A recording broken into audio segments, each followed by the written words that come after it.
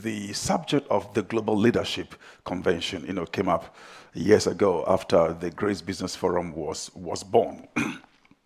And it happened when I had this strong impression from the Lord that the Christians in the business world need to be prayed for, need to be covered, and need to be tutored about the kind of atmosphere and culture the business world is like.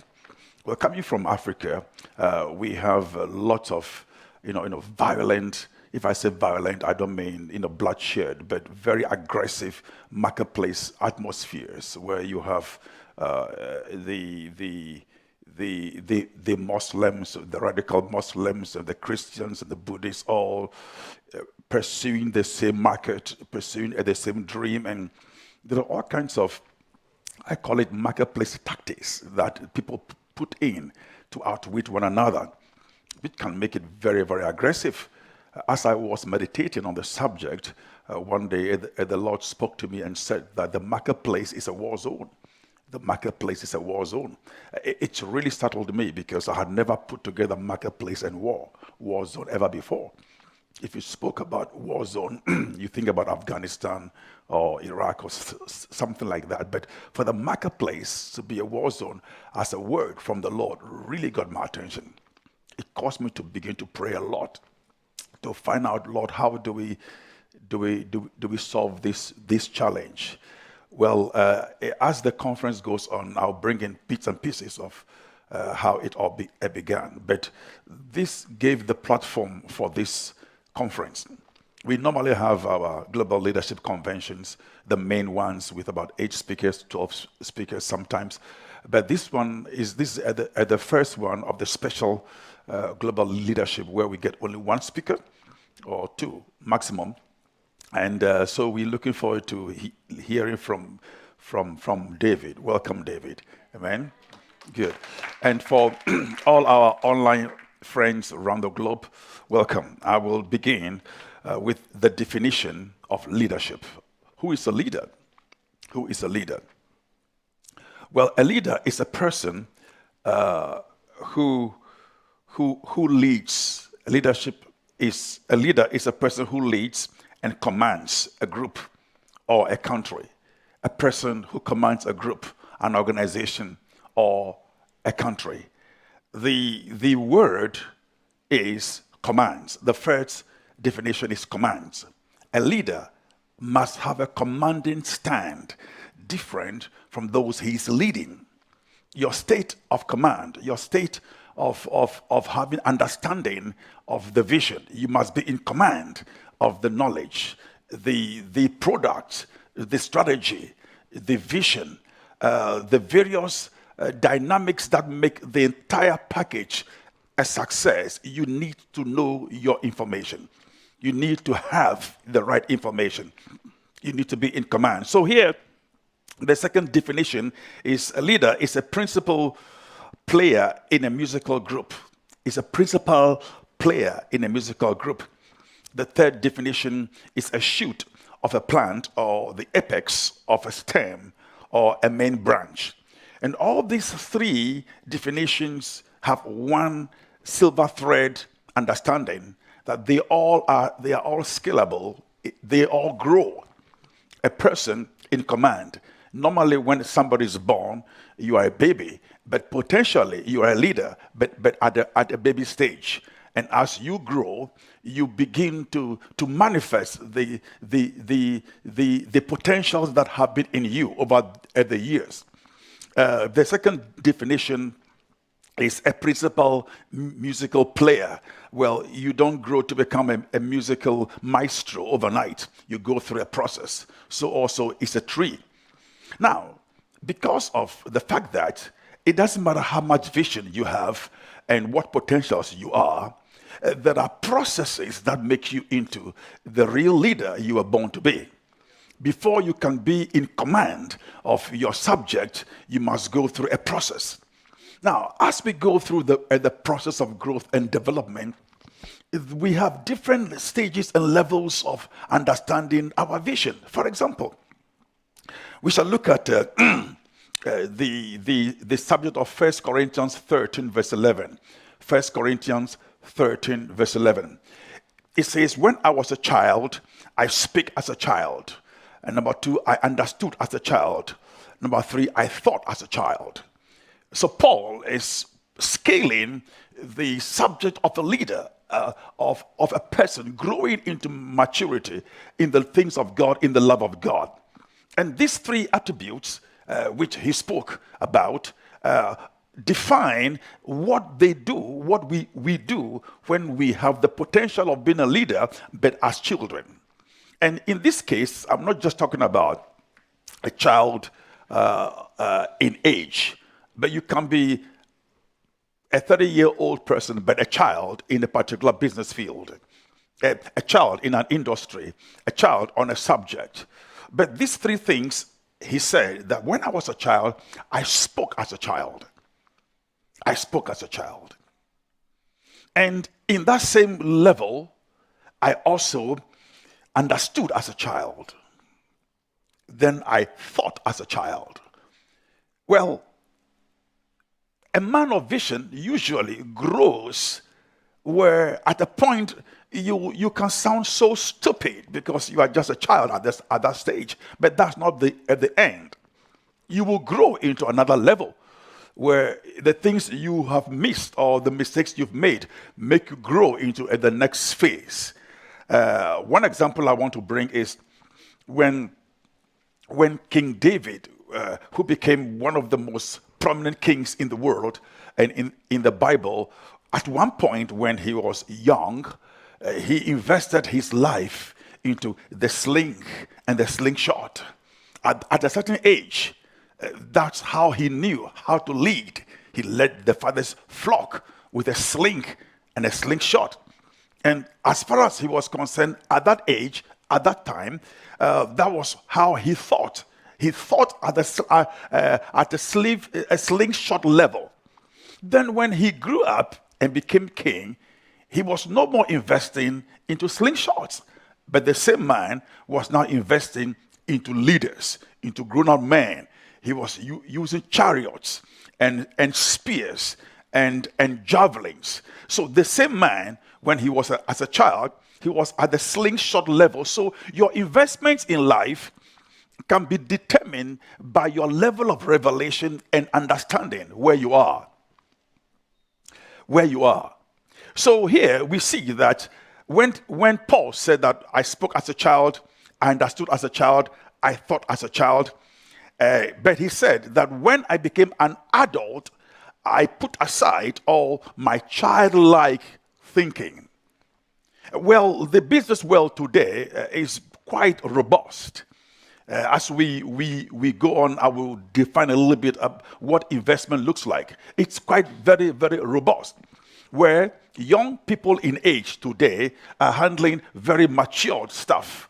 Today, an 80-year-old boy can handle the internet and handle the computer, which at a level that his parents or grandparents would have to do that at the age of 50. What they know at 8 is what others would have known at the age of 50. And even at that age of 50, you will be considered as quite a smart guy. But here, at the age of 8, they're handling what we will call advanced knowledge in technology. Therefore, their intellect of investing into smart things has also developed. Even though at an age of 8, they know what kind of cell phones they are looking for.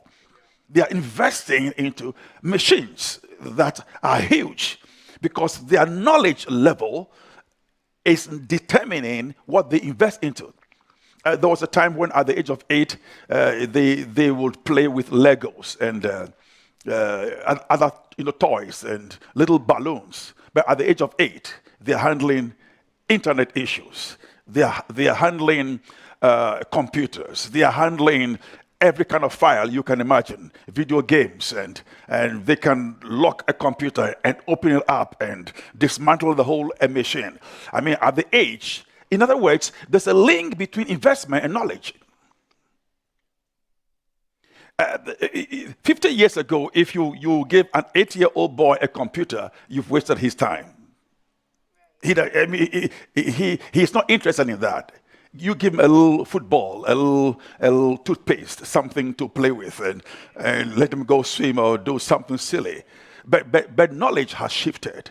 In other words, we are coming into a world of so much knowledge that makes the information status of our people so important. Say hallelujah. Paul said, when I was a child, I spoke as a child. I understood as a child. I thought as a child. So your speaking, your understanding, and your thinking determine where you are. I pray that we will not be ignorant in the field of investments in the days in which we are. I pray that through this conference, our knowledge status quo would increase. Say hallelujah. Well, the Bible says that the speech, the understanding, and the thinking usually determines our focus, our vision, our interest, and our influence. I'm waiting for the screen to bring all my points up. They are gone. Say hallelujah. Say, well, so okay, I'll just go. So your speech, your understanding, your thinking determines your focus, your vision, your interest, and your influence. And these 4 points, your focus, your vision, your interest, your influence, they also determine your priorities. Your focus, your vision, your interest, your influence determine your priorities. And your priorities determine your investment. Paul said, when I was a child, I spoke as a child. Therefore, the things I saw were childlike. But when I grew up, everything changed. My vision changed. My focus changed. My interests changed. And your interest, your priorities, and your investment move together. A man invests into something that he's interested in. So as we grow, we need to learn to educate our interests. What are you interested in? Sometimes you don't only want to be interested in what you like to do, but what you must do. That's why we need tutors and leaders and coaches, because it's not everything that you like that is good for your future. But someone else can tell you that there is this thing you don't really like, but I see your future in that. I've met a few people in life, and I say, well, what interests you as a child? You know, sometimes I meet a 12-year-old, and I want to have an engagement of a futuristic discussion, and I ask them, hey, what do you want to become? And they speak so fluently, and they say that, well, I want to play football. I want to be a professional basketball. And I say to them that the way you just communicated, the way you just spoke so fluently, I think you'll be a good lawyer. Well, his desire is to play basketball. But I see the talent of law in him. This guy, you don't want to debate this guy at a matured age in court. So investments are not usually born out of your interests, but purpose. Purpose. There are so many scientists today who are investing into things that are not part of their knowledge, but they are making a lot of money. So I pray that as we go through this conference, the information that comes your way will educate you and let you feel the difference between what you want and what you need. Not necessarily about how much money you want to make. Because you can invest into something that makes money today well, but in 6 months' time, it will not be your priority. I pray this day that our maturities will open our mind and our hearts into discovering things we never knew we could ever walk in, yet that will bring us into place of prominence. Say amen. In Galatians chapter 4, verse 1 to 2, Galatians 4, verse 1 to 2, it says that, now I say, the heir, as long as he's a child, differs nothing from a servant, though he be Lord of all, but is under tutors and governors until the time appointed of the Father. Now, an heir is a person who inherits and continues the work of a predecessor. He inherits and continues.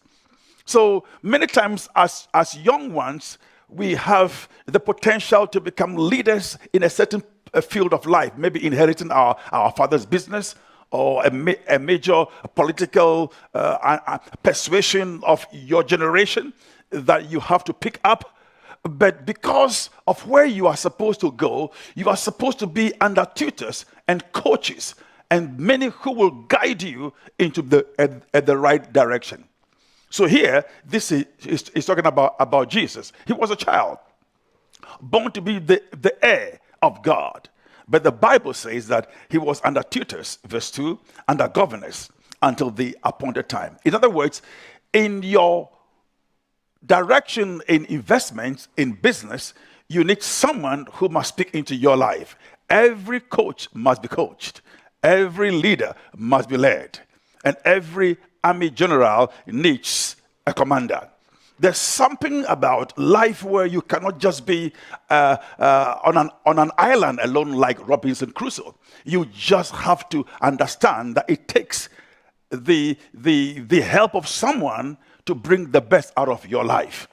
Like I said, an example of a young child who is interested in becoming a football professional, but someone a little bit more matured can also suggest to him that look into law. You may do so much more better, even though your desire is in football. And in many cases, when you are coached well, you are guided well, you go back years later to thank the person who gave you that suggestion, which has made you what you never thought you could ever be in life. So even Jesus had to be led, had to be guided, had to be taught. That brings us to that point of in investment, in the world of investment, there are people who have made it. And I pray that God will bring your path across people who will give you an idea, a thought, who would say, I want to help you. I want to chaperone you. I want to invest into your life. Not because not because I want what you have, but because I am interested in you becoming successful.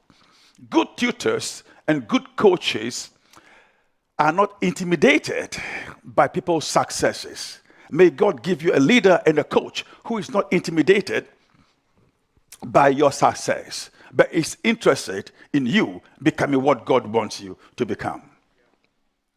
Every heir must inherit a skill, a thought, a vision, and continue in that same pathway. But with good coaching, you will expand upon what you have received.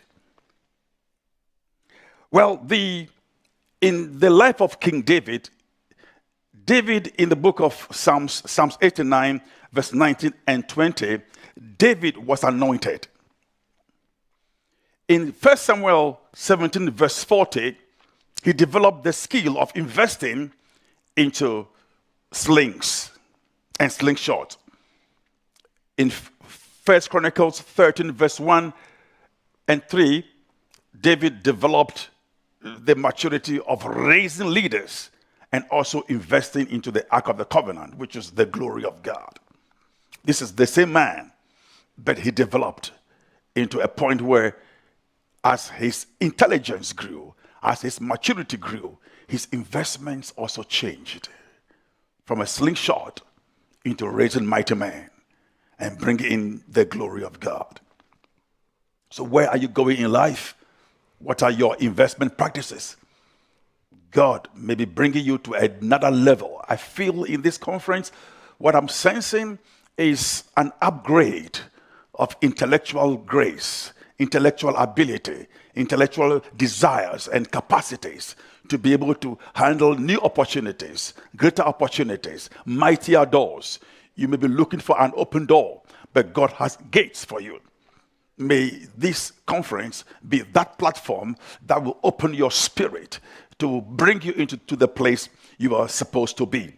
Now, the word investment, in conclusion, the word investment can be defined as a thing that is worth buying because it may be profitable or useful in the future. An investment is something that is worth buying because it has the potential of bringing a future prosperity.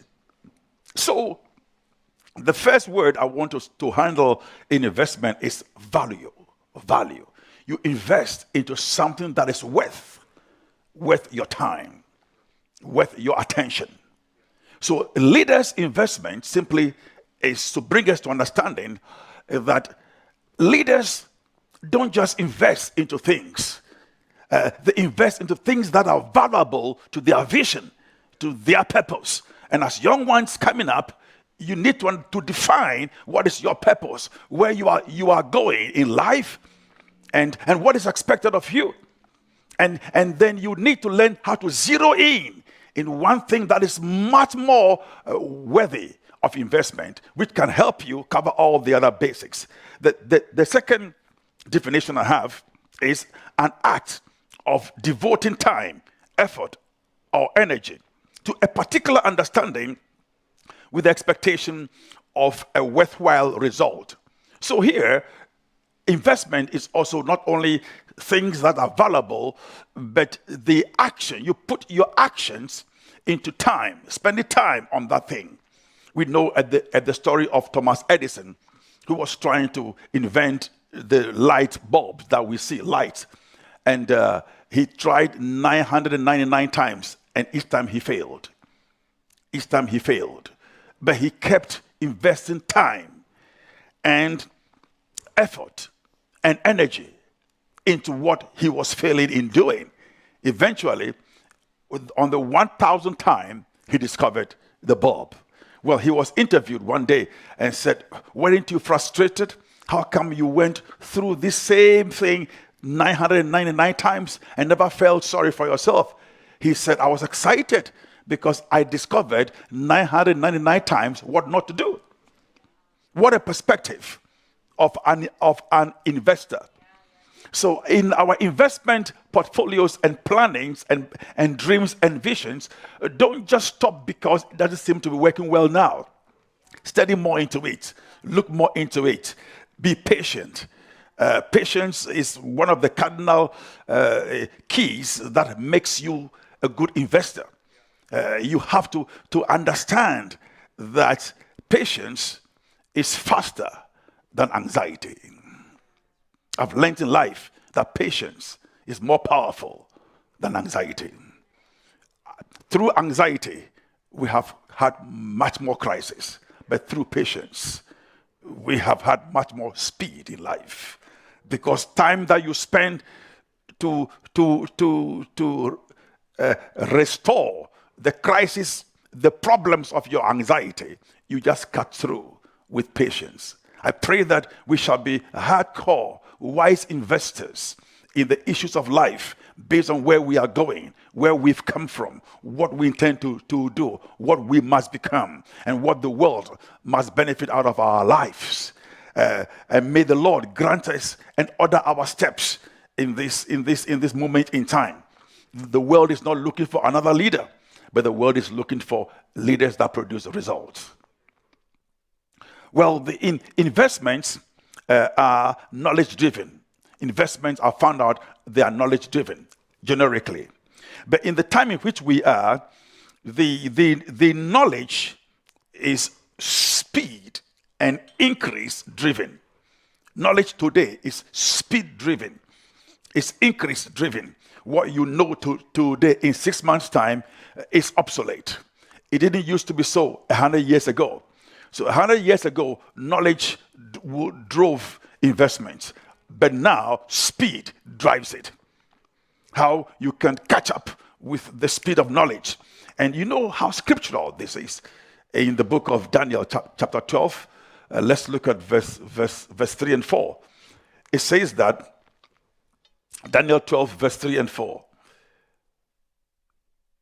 It says, and they that be wise shall shine as the brightness of the firmament, and they that turn many to righteousness as the stars forever and ever. Verse 4 says, but thou, O Daniel, shut up the words and seal the book, even to the time of the end. So the end time, it says, many shall run through and fro, and knowledge shall increase. Many shall run through and fro, and knowledge shall increase. Sounds like an end time story today. Knowledge is increasing, and many are running through and fro. There seems to be such a speed in life. Humans are running as fast as the internet is running, and knowledge is shifting so much. It is the phenomenon of the end times. We are in the last days, and it's telling me, therefore, that the culture of the last days leadership seems to be quite much more different than from maybe 500 years ago. Things are happening so fast that you have to be a specially trained leader in these days to be able to cope with the demands of leadership.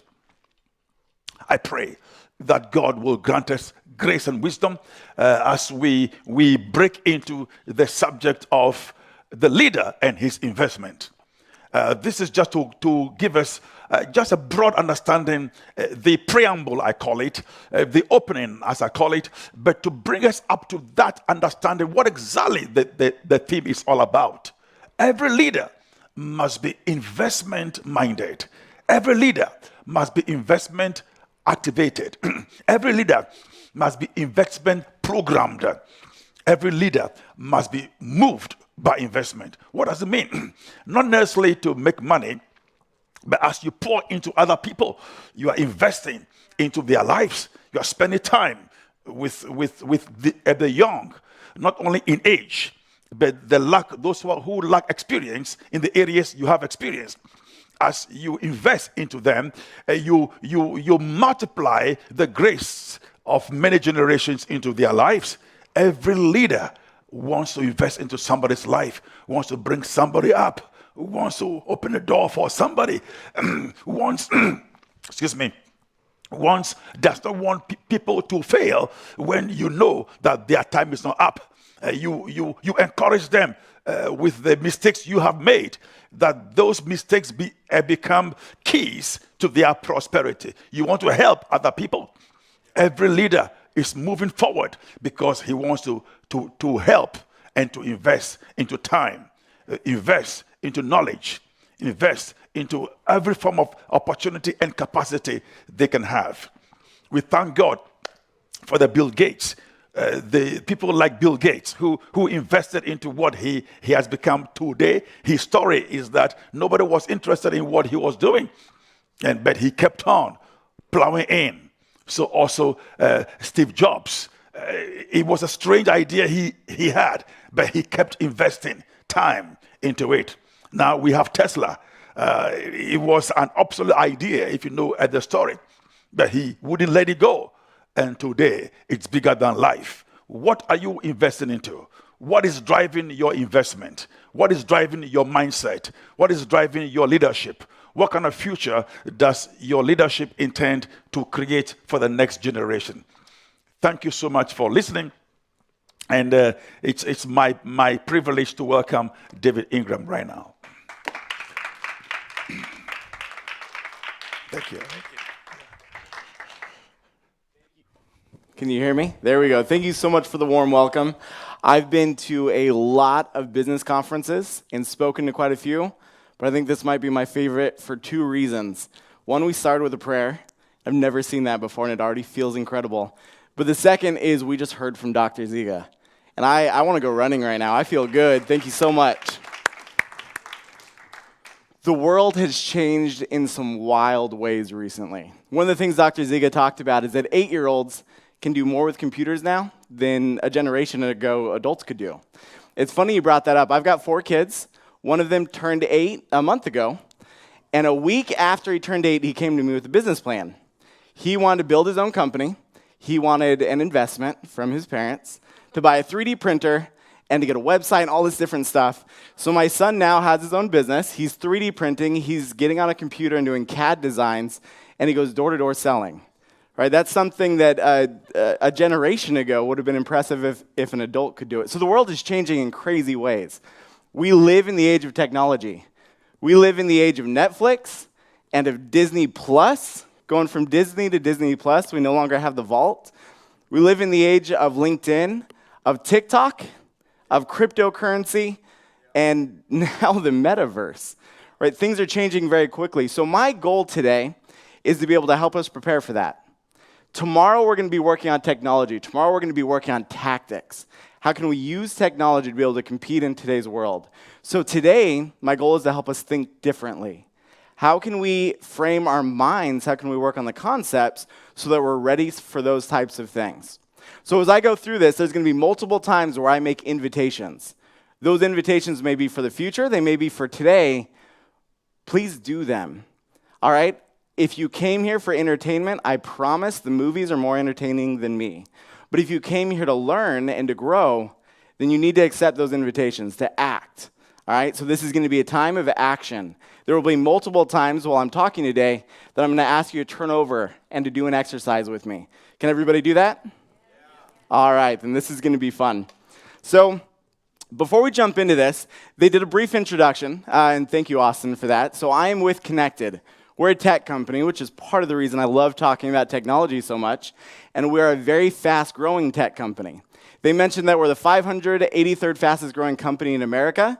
That was incredible to be a part of, to be able to help us get to that point.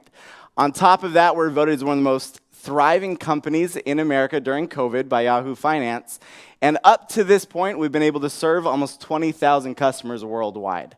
We've gone through some incredible growth. Now, 2.5 years ago, none of that was true. 2.5 years ago, we were a small marketing agency of 5 people who had a little rented co-space that were just trying to be able to pay bills. But we had this idea, and we started running with some concepts that brought some radical change, that disrupted an entire market, that created a new market in and of itself. 4 of those exercises, 4 of those concepts that we ran with, I'm going to be sharing with you today. But before I do that, I want to talk about rocket ships. All right? So go with me for a second. I want you to imagine that you are in charge of a team who is building a rocket ship. All right, and I'm talking like a real rocket ship. You're trying to get to space right now. Now, the issue is that every test flight so far, you have not made it through the atmosphere. You keep getting stuck right before breaking into space. You run out of fuel, your engine's not strong enough. What do you fix? All right, so you're in charge of this team. You're in charge of the investment. You're in charge of the time and where that money is going to go to make this rocket ship successful. I want you to imagine right now, if you were sending the team to focus on one area of this rocket, what would it be? Now, this question has been asked to literally thousands of people. I've asked this question personally to hundreds of people. Typically, your mind goes one of 2 directions. The first is that you need to make the engine better. You got to make this engine so that it's more efficient, so that it's stronger, so that you can finally break through the atmosphere. The second is we got to bring on more fuel. So we got to figure out how can we have more fuel attached to this rocket. The answer to this question, though, when they actually talk to people that know what they're doing with rockets, which is not me, the answer to this question is we need to make the rocket lighter.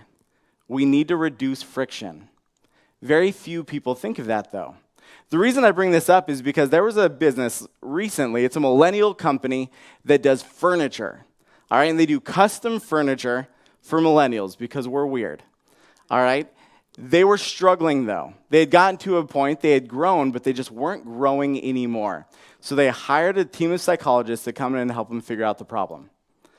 Now, when the psychologists brought this rocket question to them, they said the same things. We got to make the engine better, and we got to be able to add more fuel, which is essentially what they had tried in their business. Up to this point, they had tried lowering price, and they had tried making it so that you had more features, right? They made the engine better, and none of it was working. So what these psychologists came in and said is, we need to figure out how to lower friction. How can we make it so that there's less weight on this? So they started calling people that were almost customers, those ones that got to the checkout, but just didn't finish the process. And when they called them, they figured out something interesting. So many people got to where they almost ordered, but then they thought, oh shoot, I have a couch that I have to get rid of. So I need to go sell that first, and then I'll go order a new one. And then they just got distracted and never ended up ordering that couch. So they made one change. They made it so that if you order furniture from them, they get rid of the old furniture for you. And their sales grew by 500%, just by reducing friction. So the reason I bring this up is because this is one of the exercises we do at Connected. We're constantly trying to think of new ideas. How can we become better? How can we become stronger? But we also need to sit down and say, what can we get rid of? Where can we reduce friction? So once a quarter, we get together as a team, and that is the one question that we focus on for 90 minutes. What can we get rid of? Two things that came from that recently. The first, we were very seriously considering making it so that if you worked with us, if you were one of our customers, you had a contract. So when you signed on, you had a yearly contract because it's what everybody else does. And we thought, well, if they're doing it, maybe there's a good reason for it. But as we looked at that, we thought, wait, we're just adding more. We're just trying to make the engine stronger, but we're just putting more weight onto it. So we decided not to. The second place that we did this is we realized most of our sales is done through a sales team. All right, we have a team of about 40 people who sells and has made it so that we could get to this point. But we realized for some, that is a sticking point. That is friction. That every once in a while you have somebody that when they get on the website and they say, I want to check out Connected, they'd rather just purchase online and not have to go through a salesperson. So by getting rid of that friction, we're able to grow to the next point. So that's my first area of invitation for you, the first action in our talking tonight. I want you to stop right now and think, whether it's in your personal life or your business, or if you're starting a business, what is one area of friction that you can get rid of? What is one thing that you can make lighter? I'll give you about 30 seconds to think, and then we're going to move quickly.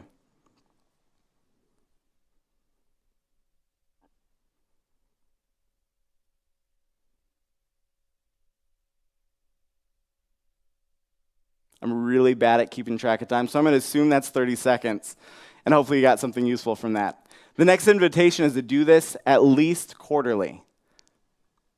If we're not constantly looking for ways that we can get rid of weight, it's likely that we're just not moving as far as we can.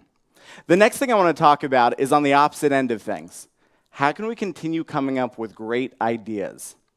Dr. Ziga brought up multiple people today that are constantly bringing good ideas. He brought up Steve Jobs. He brought up Tesla and the incredible work that Elon Musk is doing. One of the things I want you to think, though, if you look at your friendship groups or your organizations that you're a part of, it's likely that there's only 1, 2, maybe 3 people that consistently bring good ideas to the table. Have you ever wondered why that is? Why is it that in an organization, for us, we're about 120 people. Why is it that in an organization of about 120 people, we typically have 1 or 2 people that are bringing new ideas to the table? The answer to that is pretty simple. They work on it. They've strengthened that muscle. So that's the next part of this, is how can we help you get to the point where you can strengthen your idea muscle? How can we make it so that you consistently come up with good ideas? Now, I say coming up with good ideas, but I do need to make a caveat to that. Most of your ideas are terrible. All right, and I don't say that because it's like you specifically. I don't know most of you. But most of your ideas are terrible because most ideas for anybody is terrible. Most of Elon Musk's ideas are terrible. Most of Steve Jobs' ideas are terrible. But what they do that so many others don't is they consistently bring more ideas to the table.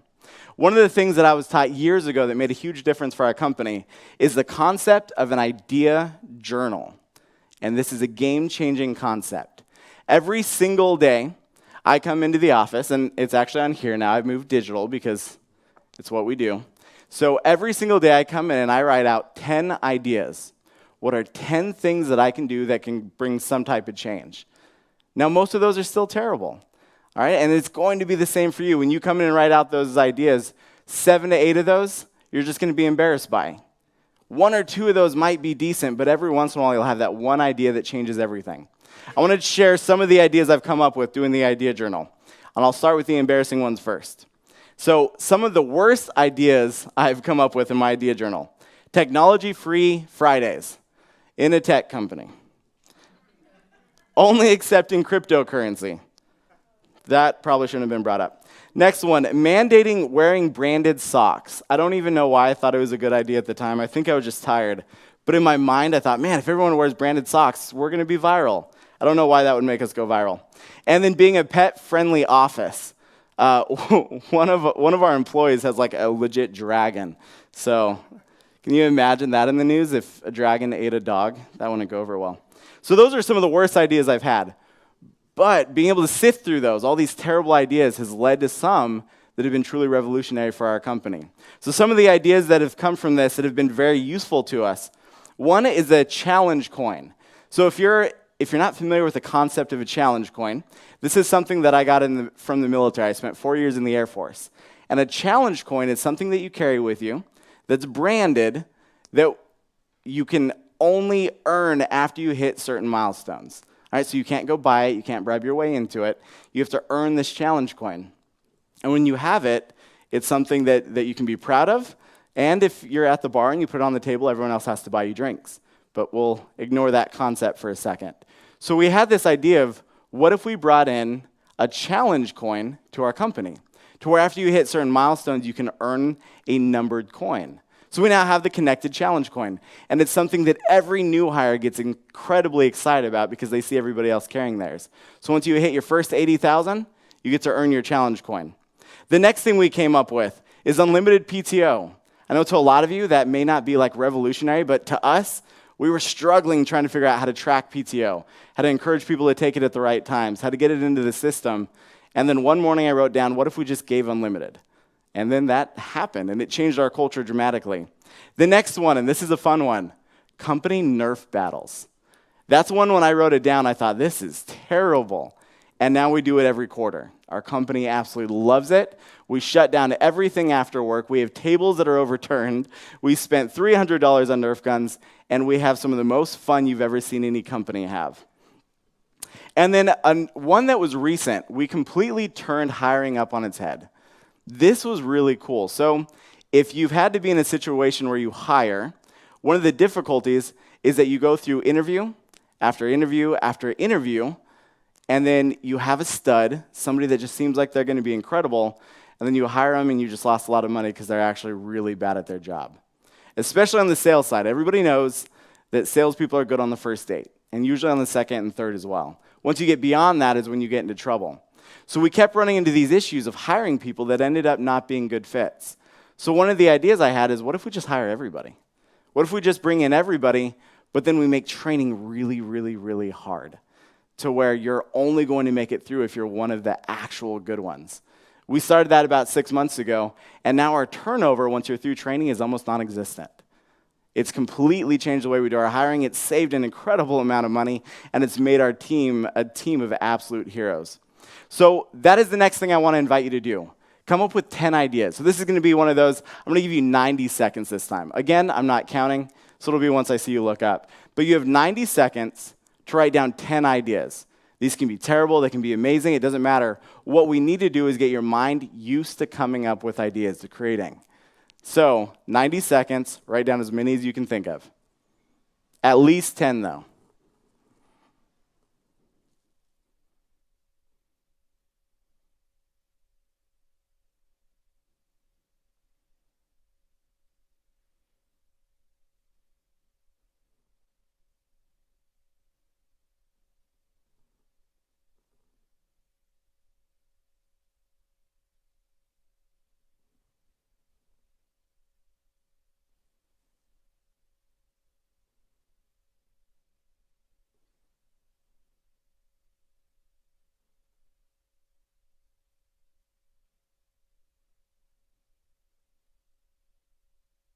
$87, $88, $89, $90. I made that up, but I think we're at 90.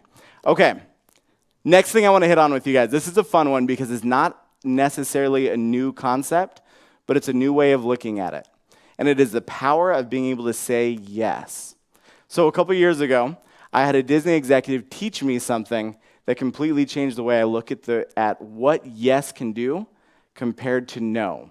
So this is an exercise that we're actually going to do together. We're going to plan a party. All right? You guys ready to plan a party? It's going to be the fastest party you've ever put together. So everybody get with one person. You're actually going to talk to them. This is a real human interaction. And for those of us joining remotely, man, grab someone next to you or talk to yourself. We'll all support you. So grab someone, and you have 90 seconds to plan a party. But here's the rule. Every time an idea is brought up, you have to say no, but. So if they say, I want balloons, you say, no, but maybe we can do confetti. So you have 90 seconds to plan the best party you can come up with. Go. This one I'll actually time.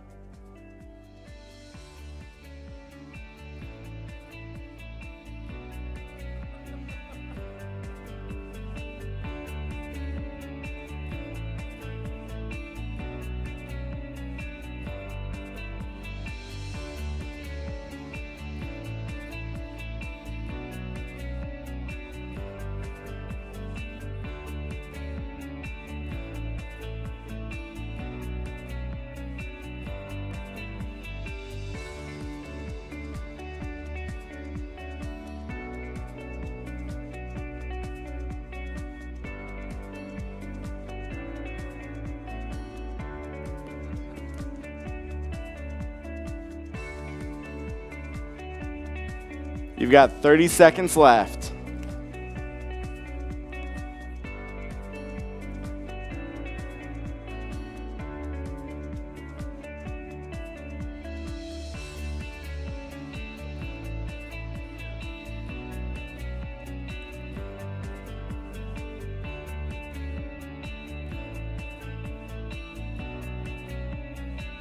Three, two, one. That one was an actual 90 seconds. I feel proud of keeping track of time. How's your party? You guys pretty excited for it? It's random? All right. How did it feel being told no over and over and over again? Now, I know some of you still put some cool parties together. I heard LeBron James is getting invited to one of these. So we got some good parties. But we're going to try this again. This time as you're planning your party, the one rule is you say yes and. So instead of no but, it's yes and. So it gets bigger each time. Again, 90 seconds, go.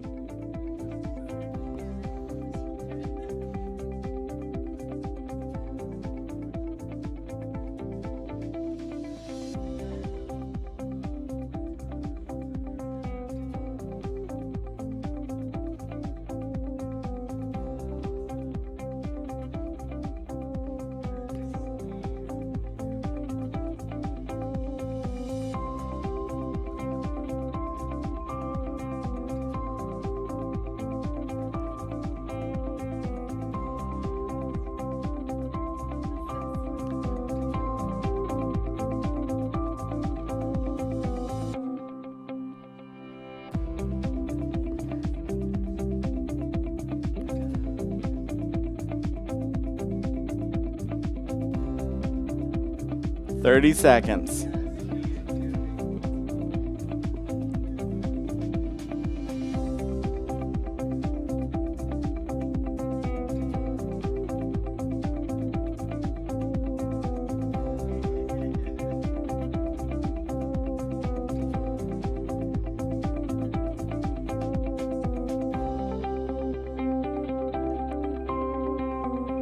Three, two, one.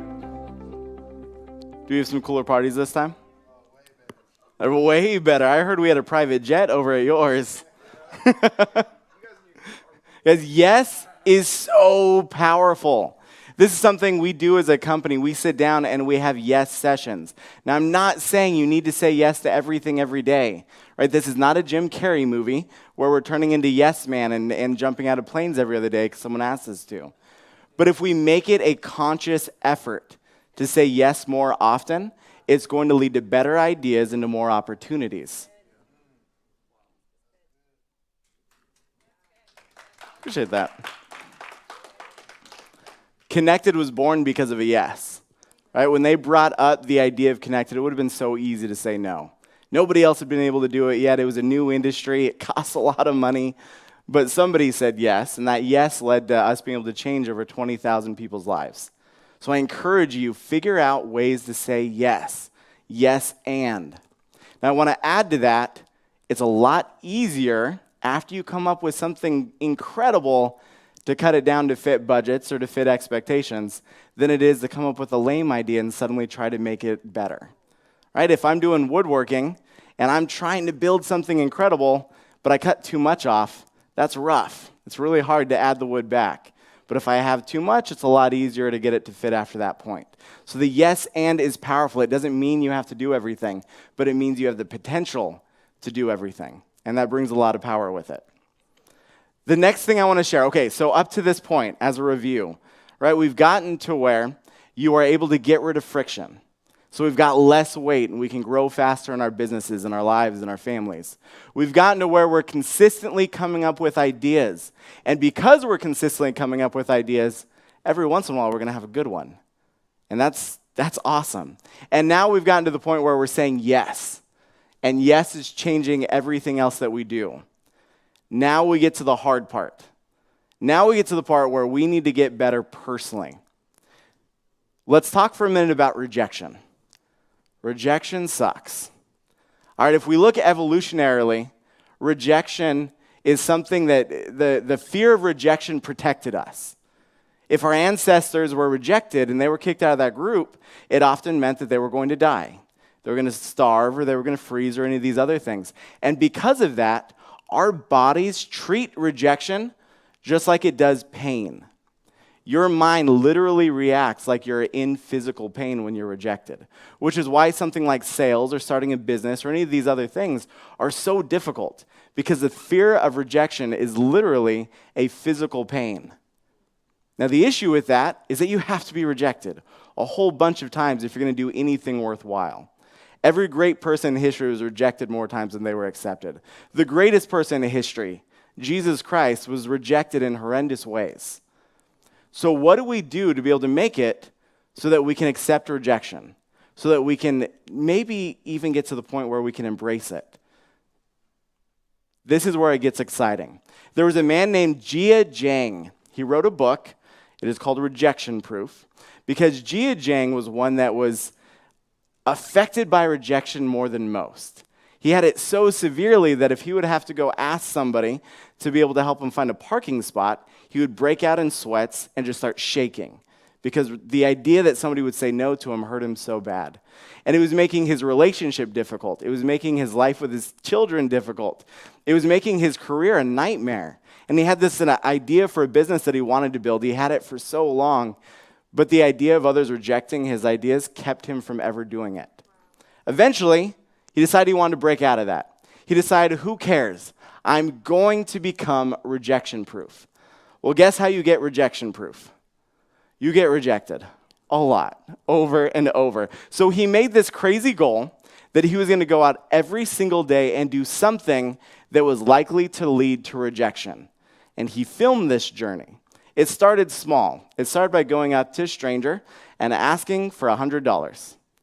And he was terrified and sweating, and before the person could answer, he literally ran away. But he did something that could lead to rejection. Eventually, this got bigger and bigger and bigger, and then he got to the point where he had his business because he wasn't afraid of it. He was being interviewed by Barbara Walters. He was making announcements at the Super Bowl because he had gotten to the point where he was no longer afraid to ask. And incredible things happen when you're willing to ask. Sometimes they say yes. So we read this book. I have a book club, which sounds weird to say out loud, but I have a book club that I started a while back, and we read this book, Rejection Proof, and our conversation afterwards was that was really cool. I loved the concept, but what are we actually going to do about it? So we ended up doing something about it. We made something called Rejection Bingo, which is a bingo card with a whole bunch of really scary stuff on it. All right, some of those things are that you have to go make an announcement at a store, and you have to actually get permission. You can't just jump over the counter. So you have to go make an announcement at a store. One of the other ones is that you have to go hold a sign as a Starbucks greeter. Now, I don't know if you've been to Starbucks. There's no such thing as a Starbucks greeter. So you have to go get permission to do something that doesn't exist. Some of the other ones is that you have to go sing very loudly on a busy sidewalk. I'm terrified at singing. I'm very bad at it. So we had all of these things on here, and the rule was that you had to get bingo before the next meeting. So my wife and I did it for a date, and it was a blast. We went to Lowe's, and I made an announcement on the intercom. It's on my LinkedIn if you don't believe me. We went and we had a selfie contest with random strangers, which she destroyed me at. Turns out me running at people is a lot scarier than a little girl running at them. So she very handedly beat me at that. And I sang to strangers on the sidewalk, overcame one of my greatest fears. The funny thing is when I did it, the guy looked at me like I was crazy and said, "Why do you think it's my birthday?" Because I sang happy birthday. And I said, "Man, I know it's not your birthday. You just got to let me do this." He said, "No, but it's my birthday." I said, "No." He pulled out his license. It was legit his birthday. So we did this, and we had so much fun. We gained confidence. My wife ended up, she started her own business as well. She did this about 1.5 years ago when we first started doing Rejection Bingo. She now owns fruitbutters.com. She has a business that she sells in all over the place. And it was because she gained the confidence to do it. Now, what this did for Connected is I told you about our new hiring process, that we just hire pretty much anybody as long as you're not totally terrible in the interview, but we make it difficult to graduate training. One of the requirements to graduate training is that you have to complete Rejection Bingo, and you have to have all of it recorded, and then you have to share it with the group. Talk about hard to graduate, right? But it makes it so that everybody that gets through our training, we know that one, they're dedicated, but two, they're willing to push out of their comfort zone. Pushing out of your comfort zone does incredible things for you. So that's my invitation to you. That's the scariest invitation you're going to get from me. It's not going to get any worse tomorrow. This is my invitation to you. Go do Rejection Bingo. Now, you can reach out to me, shoot me an email, or text, or reach out to Dr. Ziga, and he'll give you my information. Go do Rejection Bingo. Go do things that terrify you, because great things are on the other side of your fear. So up to this point, you have learned how to get rid of friction. You've learned how to come up with better ideas and more ideas. You've learned how to say yes, and you've learned how to overcome your fears. Now you just got to go do it. Hopefully this was useful.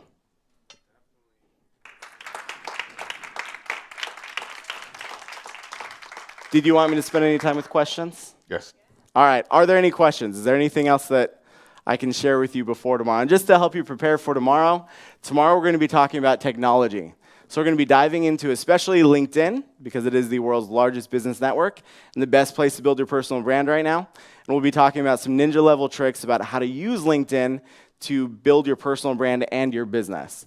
But are there any questions before I sit down? Wow. I thought there was going to be something about Rejection Bingo. That usually gets some questions going. What's the scariest thing on your Rejection Bingo? Singing was the scariest thing to me. Oddly enough, one of the more difficult ones that I thought was going to be really easy was handing money to people. So one of the topics on there is you have to go hand cash to strangers. As soon as you start handing money to people, they think you're doing something weird, and they run away from you. So oddly enough, handing money to strangers is not easy like I thought it was going to be.